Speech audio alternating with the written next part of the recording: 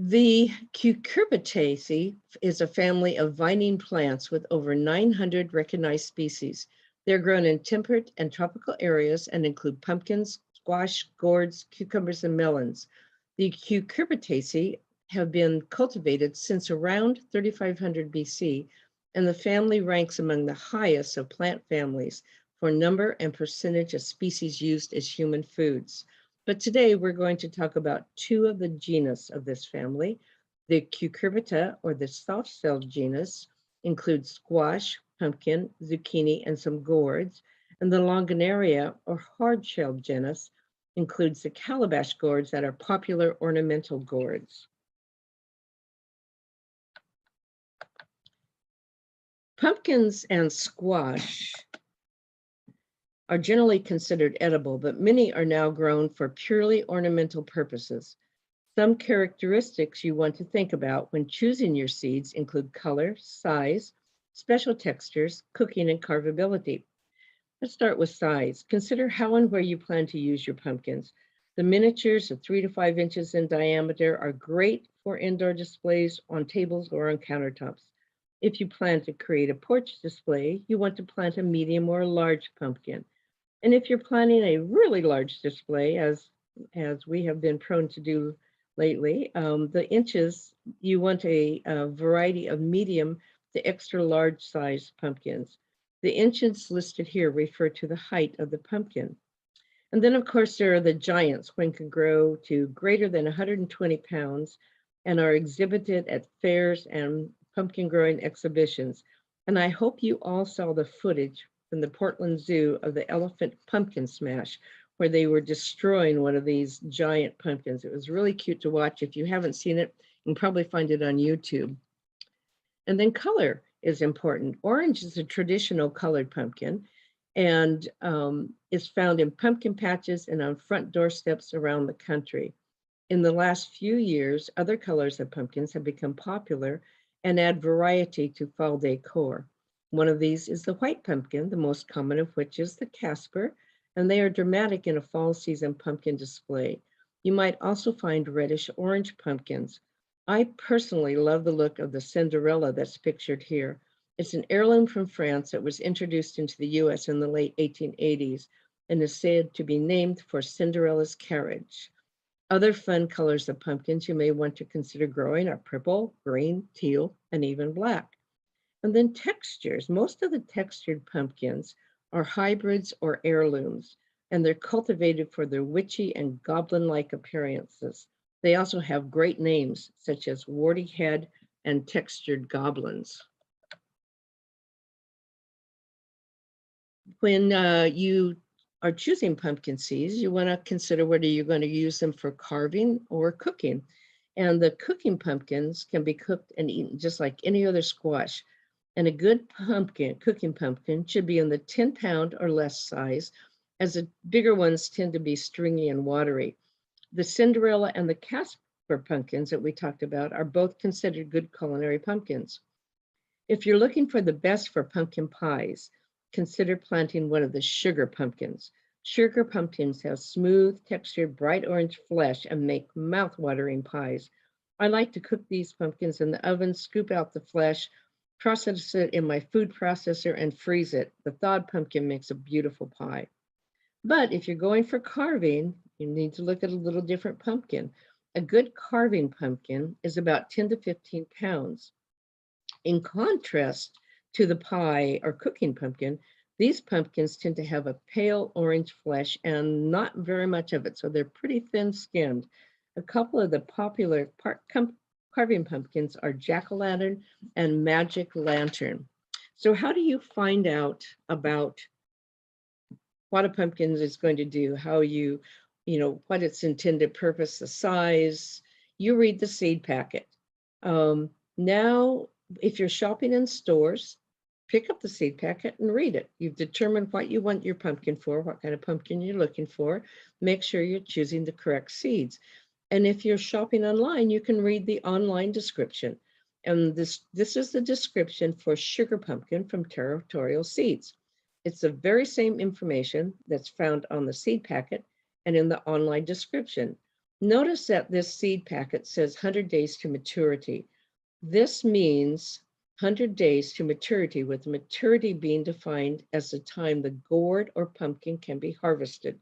And we'll talk more about this when we talk about planting seeds or starts, because the time of maturity of some of the pumpkins and gourds are 75 to more than 100 days, and you want to consider our growing season when you're choosing a pumpkin. So the Cucurbita genus are really fun gourds to grow because the seed packets contain a variety of different shapes, colors, sizes, and textures. You can put the seeds in the ground, and in the fall, you have just a cornucopia of whimsical gourds.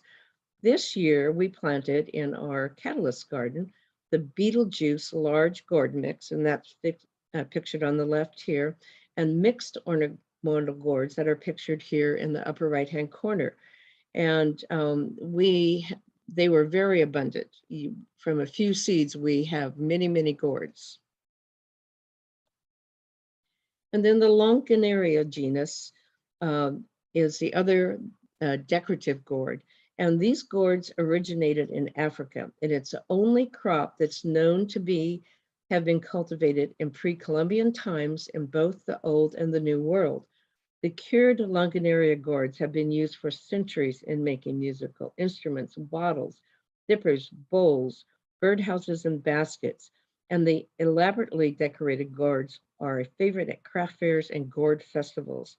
Unlike the Cucurbita genus, the flowers are white and bloom in the evening or night. And they are pollinated by traditional pollinators, but also by bats and hawk moths, which are also both active at night.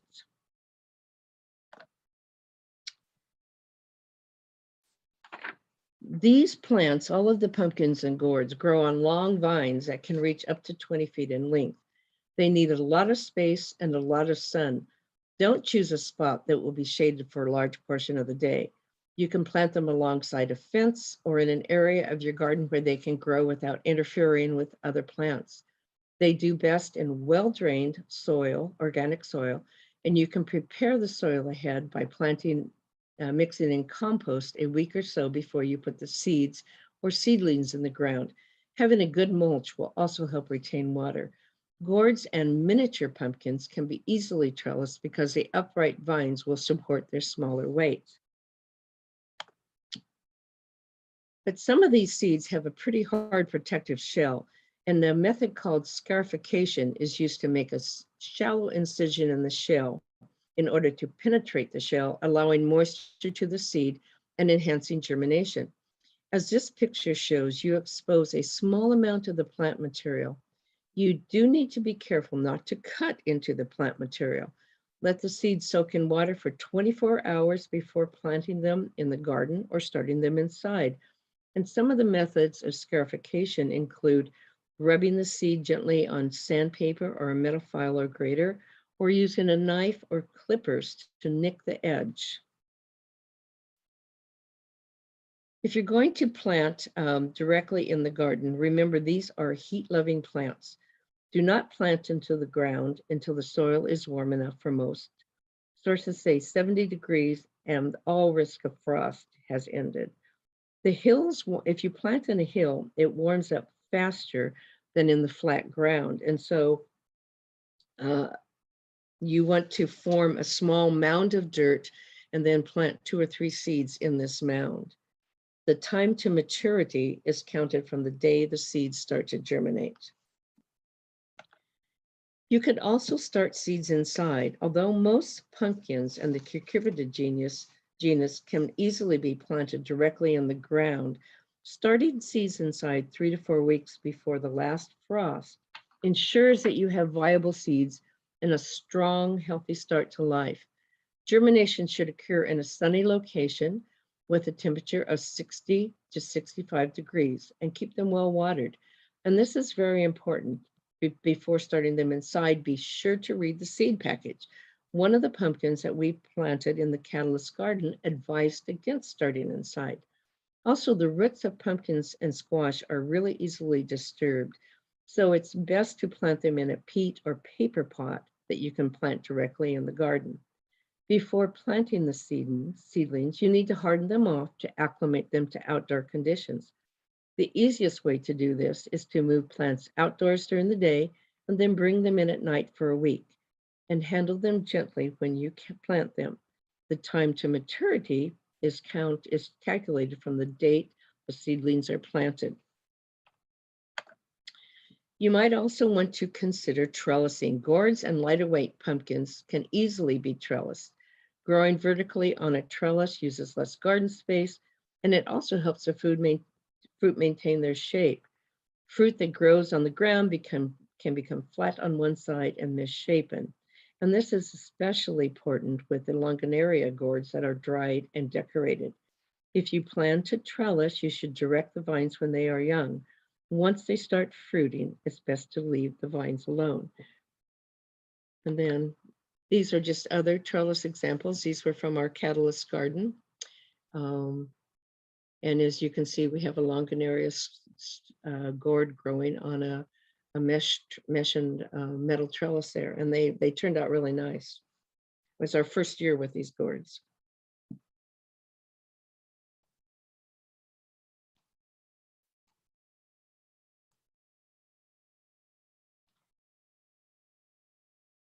The pumpkins and gourds aren't necessarily difficult to maintain, but they do have some requirements. You start with rich, good soil to begin with, and you can apply an all-purpose vegetable fertilizer during the growing period. They need deep watering, about 1 inch at least once a week, but adjust according to heat and the amount of rain, because if you water too much, the blossoms will rot. The leaves may look a little wilty in the heat of the day, but if they perk up when the sun goes down, you probably don't need to water. And try not to overhead water, as it can lead to the development of powdery mildew, which can cause the plant to die. If you do need to overhead water, do it in the morning so that the leaves have time to dry during the day. Pumpkins and gourds need bees to pollinate the flowers. Planting pollinator flowers in your garden or set up a mason bee house. You can also hand pollinate the vines by clipping off the male blossom, shown here on the bottom, and use it to hand pollinate the female blossoms, which are shown on the top. You're likely to have more male blossoms than female blossoms. And are you going for quantity or quantity? Pitching off the fuzzy ends of each vine after a few pumpkins have formed, or pruning the vines when they reach around 10 feet long, will stop vine growth so that the plant's energies are focused on the fruits. There are some pests that can attack your cucumbers and gourds, and squashes. One is the cucumber beetle, quite common. It feeds on the plants. They lay their larvae, and when the larvae hatch, they feed on the fruit.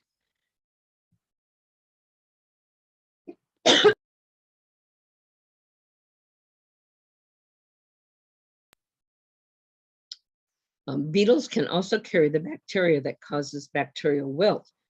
Although it is not as common as in cucumbers and melons, bacterial wilt can occur in pumpkins.